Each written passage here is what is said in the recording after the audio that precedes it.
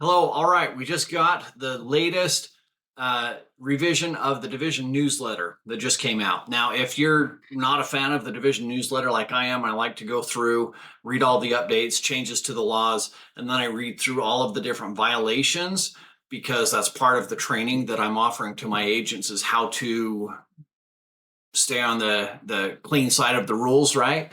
So there's a couple new things that we're seeing now that I've been training on for a long time, but I want to make a special highlight of it because it's the first time I've seen it make the division newsletter. One of these is, and this, by the way, came from one of the boards I belong to, the Iron County Board of Realtors. So this is their email that they sent out this morning. One of them, and these are getting a $5,000 fine per instance. So these are expensive ones. And we see a lot of people that are hopping on the TikTok train or whatever it is, and they're making these fun videos in people's houses. Now, what I don't like is when you go into somebody's house, it's not your listing, you're a buyer's agent, maybe you're not even a buyer's agent, you're just going through somebody's house and you see something that's kind of funky, right? And we've all seen it. We've seen stuff that's scary, we've seen stuff that's funky, we've seen stuff that's just crazy, maybe a home that hasn't been updated for literally 70 years and it's kind of cool, but it's also kind of weird.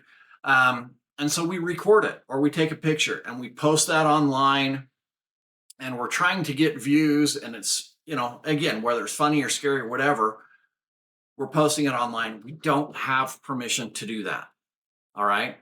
And they're getting a $5,000 fine for doing so. So here's the rule. On number one, for video recording and seller permission, it is crucial to obtain explicit permissions from the seller and their agent before video recording a property for social media purposes.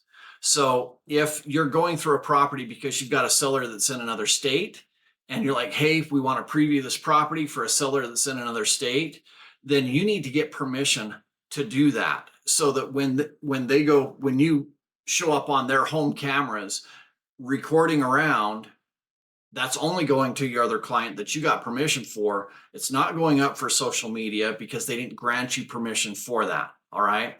So when it says failure to obtain consent can result in significant fines, $5,000 is an expensive price to pay for that.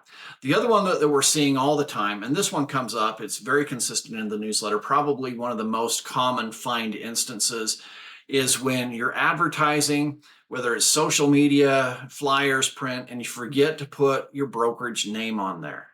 And so this is one you just have to be aware of. Some people have their team name and their team name is very prominent, but because they're so focused on their team name, they forgot to include the brokerage name. That's a $500 fine per instance typically. So just make sure any type of marketing that you do, and the only exception that they allow for is when there's not enough character spaces. Now, there's only one or two social media platforms that don't have enough character spaces. They're limited to like 144. And so you would use them all up for your brokerage.